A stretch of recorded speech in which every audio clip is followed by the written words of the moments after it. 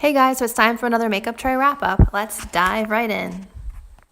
Okay, starting off with the Fenty products. I tried the primer and the foundation and I wasn't impressed with either. They were very thick and heavy and just wasn't my cup of tea, so I ended up tossing these samples and I will not be repurchasing them. The L'Oreal Infallible Powder, I feel like I lost coverage with the powder, but I do like the glowy primer, so I will use that one. The Bare Minerals Setting Powder is nice and glowy. The white one, the matte one, doesn't really do a whole lot, but I do like the glowy side. The Smashbox Under Eye Primer and the nudestix Blur Primer both work really well, kind of smoothing everything out.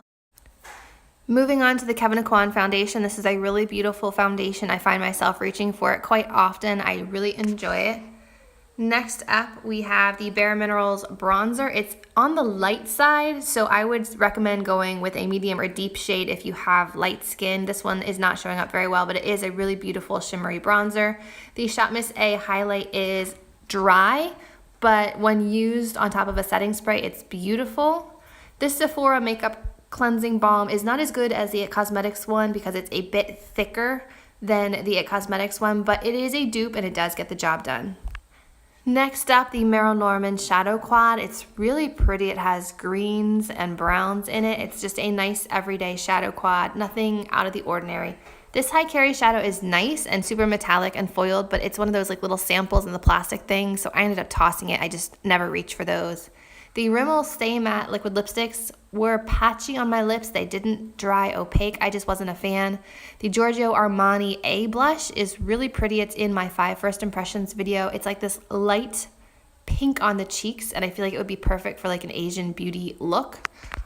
This highlighter from Laura Geller is beautiful. It's so subtle. So if you want something that is like barely there, I would suggest trying that. The BH Cosmetics concealer. This is a really light shade for me, but I do enjoy the coverage that it gives me. Next up is this Maybelline sponge, which I love. It has a pointy tip, a flat side, a round side. It's like the best of all worlds. And this giant kabuki brush from like TJ Maxx or Marshalls powders my face in such a short amount of time. It definitely is a time saver. And the Aveeno wipes, they work really well at cleaning the face, but they're not as powerful at removing makeup as I would prefer. So they're more of a face cleanser than a makeup remover. So I hope you guys enjoyed this wrap-up video, and I'll see you in my next video. Bye, guys.